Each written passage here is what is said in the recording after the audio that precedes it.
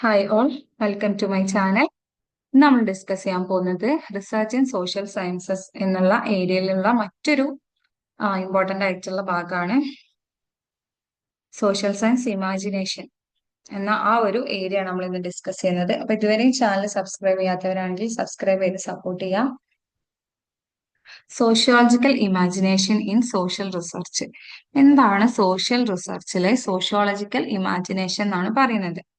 The sociological imagination is the sociological vision, a way at the looking at the world that can see connections between the apparently private problems of the individual and important social issues.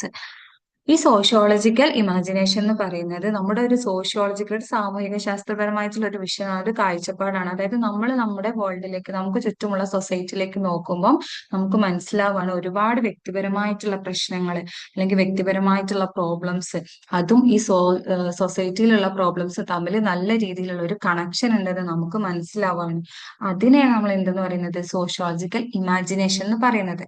അപ്പൊ മനസ്സിലാക്കുക, sociological imagination എന്ന് പറയുന്ന ഒരു വിഷയമാണ്, നമ്മുടെ ഒരു കാഴ്ചപ്പാടാണ്. നമ്മൾ നമ്മുടെ സൊസൈറ്റിയിലേക്ക് ഒന്ന് നല്ല രീതിയിൽ ശ്രദ്ധിച്ചു നോക്കുമ്പോൾ നമുക്ക് മനസ്സിലാവും ഒരുപാട് വ്യക്തിപരമായ പ്രശ്നങ്ങൾ, അത് വ്യക്തിപരമായിട്ടുള്ള പ്രശ്നങ്ങൾ മാത്രമല്ല മറിച്ച് അത് സൊസൈറ്റീനെയും കൂടി ബാധിക്കുന്ന കാര്യമാണ്. അതുകൊണ്ട് തന്നെ ഈ സോഷ്യൽ ഇഷ്യൂസും അതുപോലെ തന്നെ പ്രൈവറ്റ് ആയിട്ടുള്ള ഒരു വ്യക്തിപരമായിട്ടുള്ള പ്രശ്നങ്ങളും തമ്മിൽ ഒരു കണക്ഷൻ ഉണ്ടെന്ന് നമുക്ക് മനസ്സിലാക്കാൻ പറ്റും.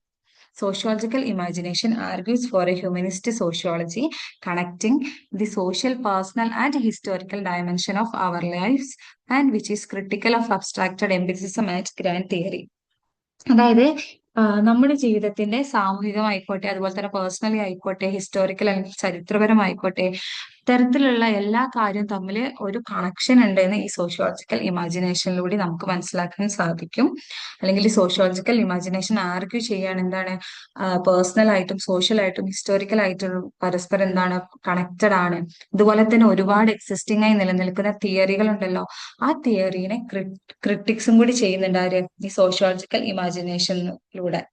ക്ലിയർ? കാരണം ഒരുപാട് തിയറികൾ ഉണ്ടാവും, ആദ്യമേ ഉണ്ടാക്കിയിട്ടുള്ള ഒരുപാട് തിയറികളായിരിക്കും, ആ തിയറികളൊന്നും കറക്റ്റ് ആയിക്കൊള്ളണമെന്നില്ല. അപ്പൊ ആ തിയറികളെ എന്ത് ചെയ്യാനാണ്, ക്രിട്ടിക്സ് ചെയ്യാനും വിമർശിക്കാനും വേണ്ടിയിട്ട് സഹായിക്കുന്നുണ്ട് ഈ സോഷ്യോളജിക്കൽ ഇമാജിനേഷനിലൂടെ സാധിക്കുന്നു എന്നാണ് പറയുന്നത്. Adopting a sociological imagination allows us to see that many events which appear to concern only the individual actually reflect larger issues. അതായത് ഈ സോഷ്യൽ ഇമാജിനേഷൻ എന്താ പറയുന്നതെന്ന് വെച്ചാൽ വ്യക്തിയെ മാത്രം ബാധിക്കുന്നതായിട്ട് തോന്നുന്ന പല സംഭവങ്ങളും യഥാർത്ഥത്തിൽ വലിയ സാമൂഹിക പ്രശ്നത്തെ പ്രതിഫലിപ്പിക്കുന്നതാണെന്നാണ് പറയുന്നത്. ഫോർ എക്സാമ്പിൾ പറയുകയാണെങ്കിൽ ഇപ്പൊ ഡ്രഗ് അബ്യൂസ് ഒക്കെ ഇപ്പൊ ഒരാള് ഭയങ്കരമായിട്ട് കള്ളുകുടിക്കുകയാണ് അല്ലെങ്കിൽ സ്മോക്ക് ചെയ്യണമെന്നൊക്കെ വിചാരിക്കാം. അപ്പൊ നമ്മൾ വിചാരിക്കുന്ന അതൊരു വ്യക്തിപരമായിട്ടുള്ള പ്രശ്നമല്ലേ എന്ന് വിചാരിച്ച് തള്ളിവിടാതെ ഈ സോഷ്യൽ ഇമാജിനേഷന്റെ ഭാഗമായിട്ട് നമുക്ക് മനസ്സിലാക്കാൻ പറ്റുകയാണ് അതൊരിക്കലും ആ ഒരു വ്യക്തിയെ മാത്രം ഫോക്കസ് ചെയ്യുന്നതല്ല, അതൊരു സൊസൈറ്റിയും കൂടി ബാധിക്കുന്ന കാര്യമാണ്. ഒരാൾ ഡ്രഗ് അഡിക്റ്റ് ആയാൽ അത് ഓട്ടോമാറ്റിക് നമ്മുടെ സൊസൈറ്റിനെയും കൂടി ബാധിക്കും, അതൊരു സോഷ്യൽ ഇഷ്യൂ കൂടിയാണെന്ന് മനസ്സിലാക്കുന്ന ആ ഒരു ഭാവനേനെയാണ് നമ്മൾ എന്തെന്ന് പറയുന്നത് സോഷ്യോളജിക്കൽ ഇമാജിനേഷൻ എന്ന് പറയുന്നത്. It allows us to generalize from experiences in everyday life.